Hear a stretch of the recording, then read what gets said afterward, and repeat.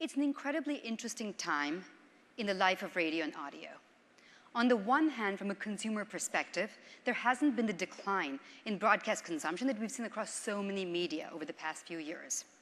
Mobile has taken radio and audio to a whole new level because audio is highly native in a mobile-first environment. Because after all, as long as the sound is coming out pretty well out of a device, you really don't care if it's a tower, a transmitter, a smartphone, a tablet, or something else. But it also remains one of the most understudied and undervalued media. Thanks to our partnership with MediaVest, we've been able to do more work on this over the past year, building on some of the work on state of listening, the industry's first state of listening that Clear Channel Media and Entertainment published last year. So what we're here to share with you today is some of the depth behind various platforms, various forms of audio as they're evolving today, need states, engagement, and so on, and also what should advertising look like and feel like in these different radio and audio environments. There's obviously not enough depth and methodology to satisfy a room of researchers, so suffice it to say we spoke to thousands of people, but two critical pieces of work, one focused on need states, engagement, platforms, and the other on ad simulation. I want to take a moment to sort of demystify and explain the different pieces of consumption that happen in the radio and audio landscape. There are essentially two ends of the spectrum. On the one hand, we have radio. And really, I mean this language to be device neutral here. Radio is where you have that mixture of music and spoken word along with ads and gossip and everything that's going on in the world. That's when you're letting someone construct and deliver that world to you. On the other hand, you have your personal music collections. Could have been your mixtapes, could have been your 8-tracks, could have been your CDs, but that's the music and the sound that you curate. That's your world. And for the past 50 to 100 years in America, there's always been both forms of consumption coexisting together, radio and my music. And most of the newer forms of consumption that have emerged in the past 5 years fall into one or the other bucket. So on the one hand, you have various custom playlists, whether they're mobile or PC or so on, your Pandoras, your Spotifys, etc.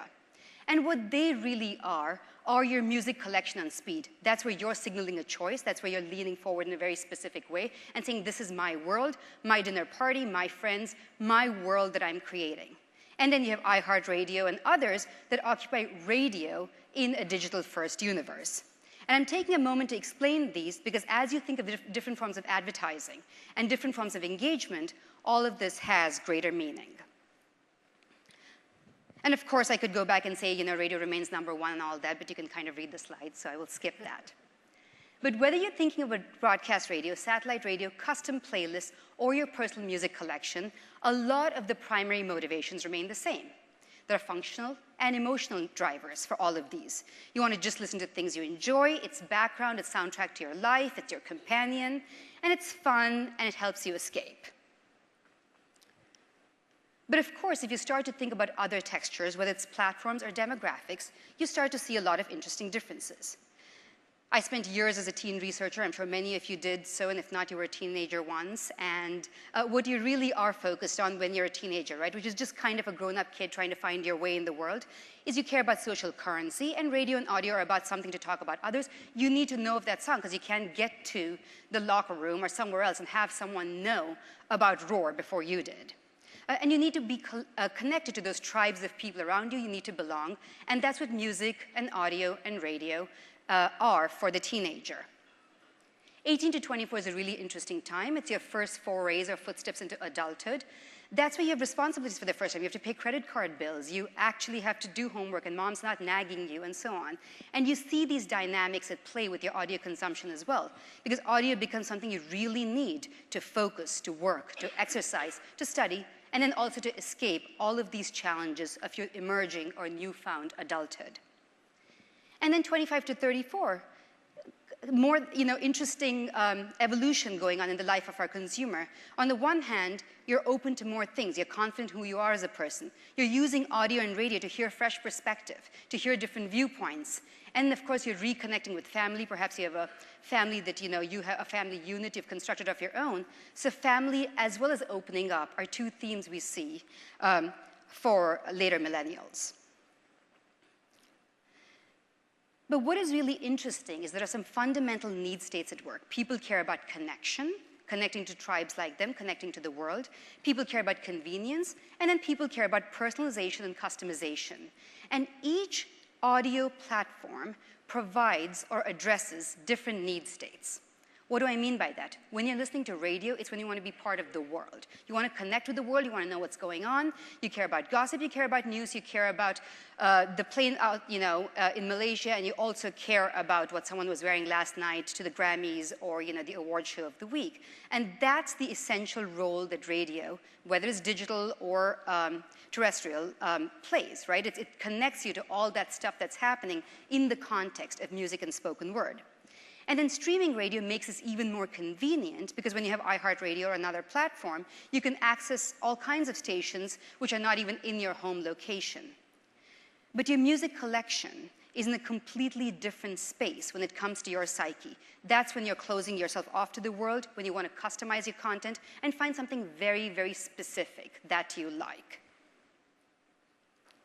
So what you really end up for my music collection and radio are two binary opposite ways of engaging with the world around you.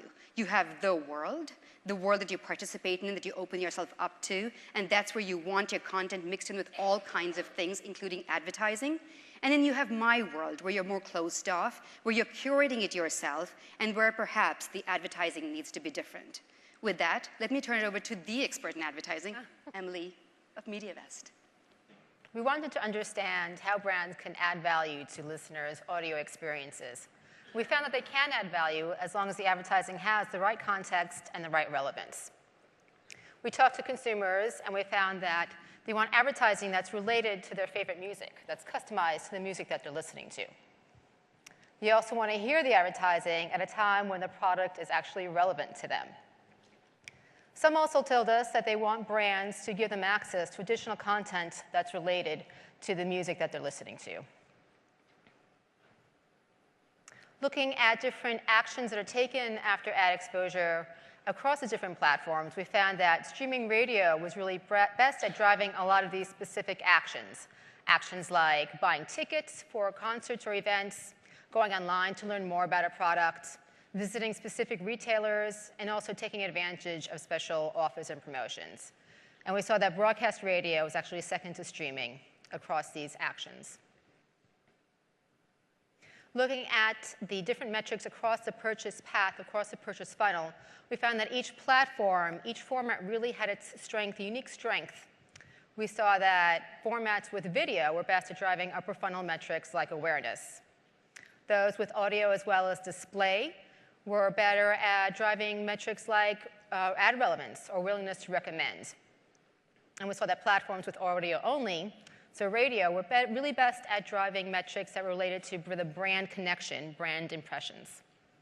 So in summary, we found that radio is still dominant in terms of reach. A lot of the digital platforms, streaming radio, customized playlists, those are still smaller in terms of reach, but certainly growing. Control is really key. Mobile has given users the ability to control how and where they're accessing audio content. We found that radio personalities resonate. A lot of the strength of radio is the connection that the consumers have with DJs. And this is something that brands can take advantage of. Context and relevance matter. Advertising needs to be in the proper context, and it has to have relevance to consumers. And finally, we saw that audio really impacts different platforms, have their unique strength across the purchase funnel. Thank you.